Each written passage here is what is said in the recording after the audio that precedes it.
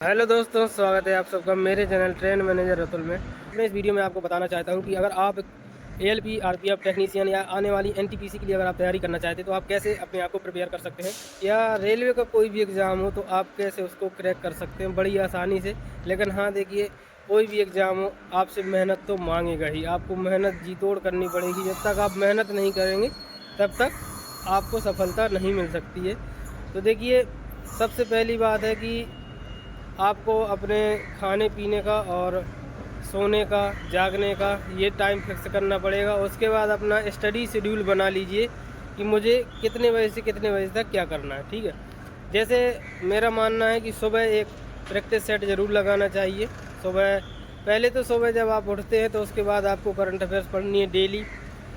प्रतिदिन की current affairs वगैरह आती हैं, जैसे कि उत्कर्ष उत्कर्ष अकेडमी है जो कुमार गौरव सर पढ़ाते हैं, वो उनकी भी करंट अफेयर्स अच्छी लगती है। तो सुबह सुबह करंट अफेयर्स पढ़ने के बाद आप अपना नाश्ता पानी कीजिए और इसके बाद मेरे हिसाब से एक प्रैक्टिस सेट आपको ज़रूर लगाना चाहिए प्रतिदिन।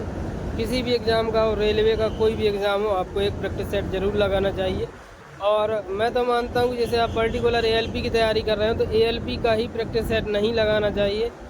आपको हर कंपटीशन जो भी आपका रेलवे में है, जैसे आरपीएफ है या फिर आपका टेक्नीशियन है, एनटीपीसी है, सभी का आपको एक प्रैक्टिस सेट लगाना ज़रूरी है अगर आपको तगड़ी तैयारी रखनी है अपनी, है ना।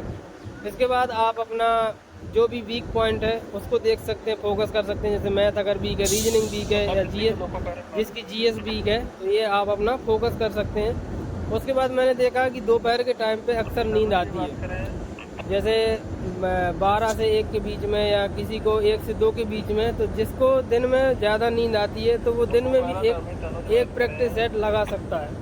क्या कि उससे क्या होगा, जब आप प्रैक्टिस सेट लगाने को बैठोगे तो आपकी नींद बहुत दूर भाग जाएगी और आपका मन जो है लगा रहेगा। इसके बाद जब आप दोपहर में प्रैक्टिस सेट लगा देते हैं तो इसके बाद जब शाम होती है तो शाम को बहुत अच्छा मन लगता है पढ़ने में। और आपको वो चीज़ पढ़नी चाहिए जो आपकी सबसे वीक पॉइंट है शाम के समय, यानी 3 से लेकर 5, 6, 7 बजे तक, जितने बजे तक आप पढ़ सकते हैं। मिनिमम आपको 8 घंटे पढ़ना ही पढ़ना है प्रतिदिन। और अगर आपने इतना कर लिया तो डेफिनेटली आपका सिलेक्शन आने वाली जो भी रेलवे की वैकेंसी होगी उसमें ज़रूर होगा। तो जो मैंने स्टडी प्लान बताया, अगर आपको अच्छा लगे तो वीडियो ज़रूर लाइक करना। और साथ में आपको बताता हूँ कि मैथ के लिए आप अगर बेसिक कमज़ोर है आपका तो आप RS अग्रवाल भी पढ़ सकते हैं, और या फिर और जो भी कोई किताब हो जो आपको अच्छी लगती है वो आप पढ़ सकते हैं। उसका कंटेंट अच्छा होना चाहिए। हालांकि मैं अभी देख नहीं पा रहा हूँ कौन सी बुक ज़्यादा अच्छी है। मैंने क्या है कि मैंने जो प्रिपरेशन करी है वो सिर्फ प्रैक्टिस सेट से करी है। जो भी मैथ के सवाल थे या रीजनिंग के क्वेश्चन थे वो ओनली प्रैक्टिस सेट मैंने बहुत लगाए हैं। इतने प्रैक्टिस सेट लगाए हैं कि शायद भर किसी ने नहीं लगाए होंगे। मैंने 2 साल लगातार प्रैक्टिस सेट लगाए। मैंने पूरी टेक्स्ट बुक खाली की है। प्लेटफॉर्म की प्रैक्टिस सेट लगाता था, किरण की भी लगाता था।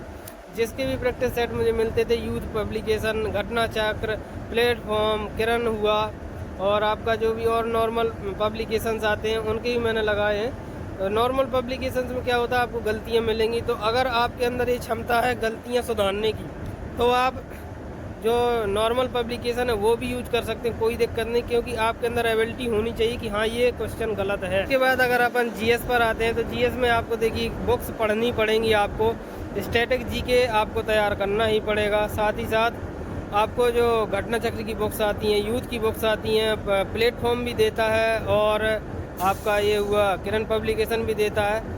और ब्लैक बुक भी आप पढ़ सकते हैं। ब्लैक बुक बहुत अच्छी किताब है, उसमें प्रीवियस ईयर क्वेश्चंस आपको बहुत से मिल जाते हैं। तो ये चीज़ें हैं जो आप खुद से कर सकते हैं। और देखिए, रीजनिंग के लिए तो मैं कहूँगा आपको प्रैक्टिस सेट पर ही निर्भर रहना पड़ेगा और प्रीवियस ईयर क्वेश्चंस पर। क्योंकि यार इतने सारे क्वेश्चंस आपको इतने टाइप के, अगर कोई किताब लगाने बैठोगे तो बहुत मोटी किताब हो जाती, फिर आपको 2-4 महीने उसी में लग जाएंगे। तो जितना ही आप प्रैक्टिस करेंगे उतना ही आपको अच्छा आपको जो प्रैक्टिस बनेगी और आप क्वेश्चन कर ले जाएंगे। वहाँ पे एग्ज़ाम में क्या होता है, आप कितने ज़्यादा क्वेश्चंस कर सकते हैं, किस प्रकार से अटैम्प्ट कर सकते हैं, बस। आपका ये नहीं है कि आप जो है पूरी किताब का ज्ञान रखते हो तभी आपका सिलेक्शन होता है ना। तो आपको जितने टाइप के क्वेश्चन आते हैं उस टाइप के क्वेश्चंस आपको टैकल करने आना चाहिए। और अगर कोई एक आध और नया टाइप बना दिया तो उसको भी आपको टैकल करना आना चाहिए। ये होता है परीक्षार्थी का मतलब। तो वीडियो में बस इतना ही। अगर वीडियो अच्छा लगे तो लाइक ज़रूर करना, सभी दोस्तों में शेयर कर देना। चैनल को अभी तक सब्सक्राइब नहीं किया है तो सब्सक्राइब कर लीजिए, बेल आइकन को प्रेस कर लीजिए। धन्यवाद।